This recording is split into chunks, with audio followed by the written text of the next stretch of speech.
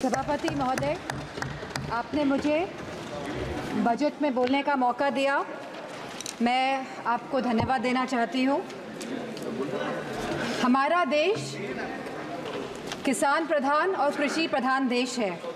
अगर हमारे किसान और युवाओं का भविष्य सुनिश्चित नहीं कर पा रहे हैं हम, तो मैं समझती हूँ कहीं ना कहीं हम सब अपने फ़र्ज से डगमगा रहे हैं। जहाँ वित्त मंत्री ने 9 प्राथमिकताओं की बात करी और कृषि को जहां पहला स्थान दिया गया, वही मैं वित्त मंत्री से पूछना चाहती हूं कि कृषि ग्रामीण अर्थव्यवस्था की वृद्धि दर क्या है। जहां यह कहा गया था कि 2024 तक आप किसान की आय दुगनी कर देंगे, 22 तक किसान की आय दुगनी कर देंगे, और जहां एमएसपी का वादा किया गया था, तो मैं पूछना चाहूँगी कृषि मंत्री से कि आज एग्रीकल्चरल इंफ्रास्ट्रक्चर में कितना बजट या सरकार द्वारा दिया जा रहा है। यूपी को इस बजट के तहत क्या मिला है। क्या एक भी मंडी पिछले 10 सालों में उत्तर प्रदेश में बनी है। और अगर किसान की ज़रूरतमंद जैसी चीज़ों पर क्या यह सरकार ने कोई भी जीएसटी माफ़ करी है, या खाद में सब्सिडी देने में यह सरकार कायम रह पाई है।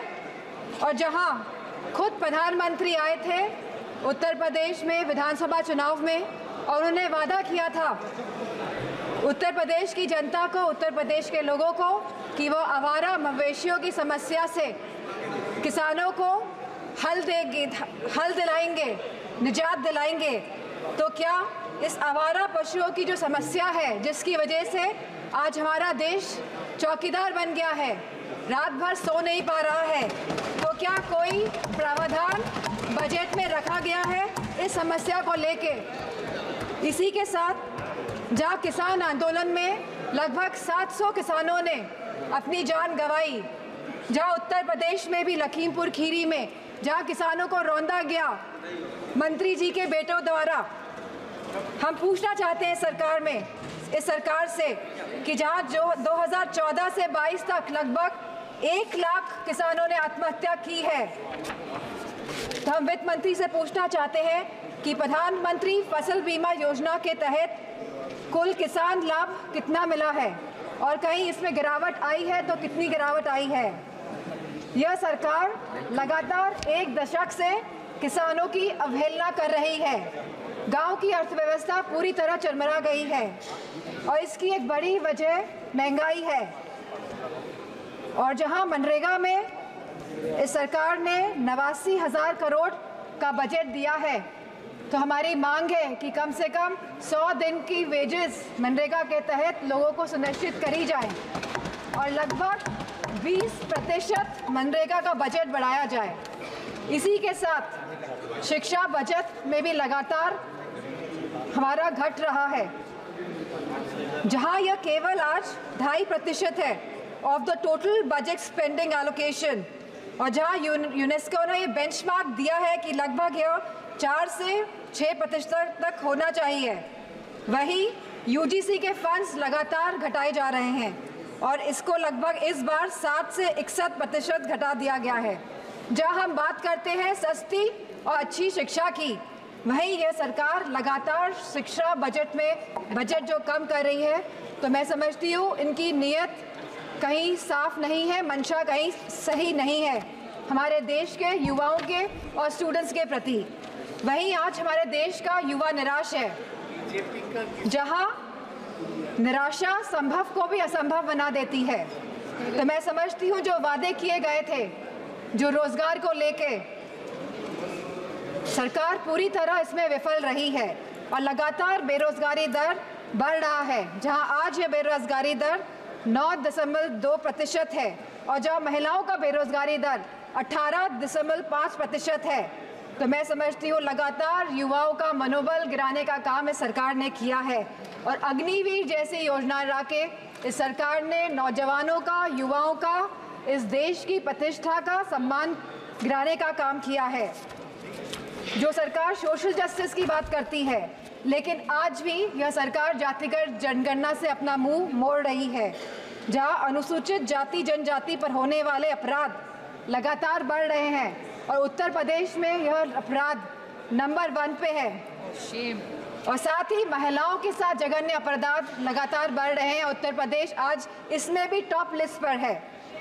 तो मैं पूछना चाहती हूँ कि महिलाओं को सुरक्षा को लेकर यह सरकार क्या कर रही है। और जहां उत्तर प्रदेश में समाजवादी पार्टी की सरकार ने 1090 जैसी सेवाएं चलाकर हमने अपनी माताओं, बहनों, बेटियों को सम्मान दिलाने का, उनका हक दिलाने का काम किया था, तो इस बजट में क्या प्रावधान रखा गया है महिलाओं की सुरक्षा को लेकर। वहीं आज अगर स्वास्थ्य की बात करें तो लगभग 1.9% ऑफ GDP आज का खर्चा ये बजट दे रही है स्वास्थ्य के लिए। स्पीकर महोदय, there is no focus agenda for the healthcare of the country. Irrespective of the fact we are speaking about India being the 1st largest economy and moving towards the 3rd largest economy.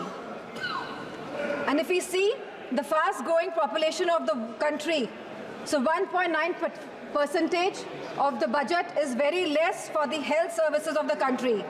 Sir, decision to exempt 3 cancer drugs is a welcome move by the finance minister, but it is a very small step in the right direction.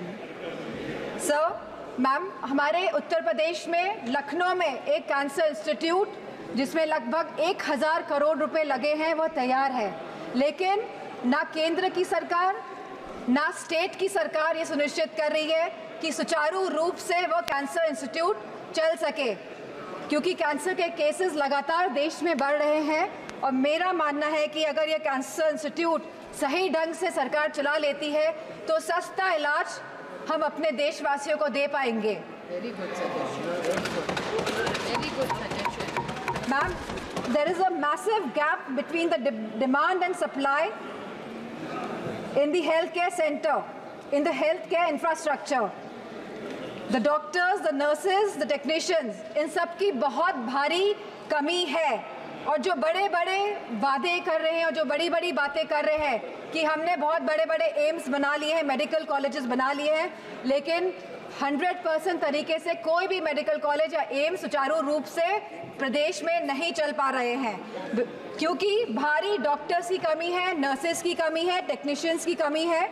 इसी के साथ जो teaching faculty में भी भारी teachers की कमी है। सर, जो सरकार कुपोषण के बारे में बात कर रही थी, जो भारत को अनीमिया मुक्त बनाने के बारे में बात कर रही थी, तो मैं उनसे कहना चाहूँगी कि आप सभी अपने वादों में विफल हुए हैं। आपने जो वादे करे थे लोगों को, आपने सारे वादे जनता के साथ वो वादों को तोड़ने का काम किया है। सर, जहाँ आप GDP की बात करते हैं, जहाँ आप 3rd इकोनॉमी की बात करते हैं कि हमारा देश 3री बड़ी इकोनॉमी बनने जा रहा है, लेकिन वही हमें बात करनी है पर कैपिटा इनकम की, स्टैंडर्ड ऑफ लिविंग की बात करनी है, हमको महंगाई बांधने की बात करनी है, हमको इलाज मुफ्त और सस्ता दिलाने की बात करनी है। और जो कैपिटल एक्सपेंडिचर की आप बात कर रहे हैं, तो मैं समझती हूँ इसमें भी समय सीमा तय होनी चाहिए कि इंफ्रास्ट्रक्चर के जो भी प्रोजेक्ट्स बन रहे हैं उनकी समय सीमा निर्धारित हो, क्योंकि यह टैक्स का मनी है, ये जनता का पैसा है। धन्यवाद माननीय सदस्य। Ma'am, 2 minutes I will take ma'am. यह जनता का पैसा है और इसे सही ढंग से इस्तेमाल करने के लिए हम सब प्रतिबद्ध हैं। मैम, इसी के साथ मैं कहना चाहूँगी कि reformative and revolutionary changes can come in the country even after 11 years, but the dedication and concentration is required from the government. Nothing can alter the past, but responsible behavior by the government. And I'm not playing a blame game here. I'm saying a responsible behavior is the behavior in which we are responding to the present situation. And if the government plays a responsible behavior, then formative changes can come in the country. Thank you, Speaker. Ma'am.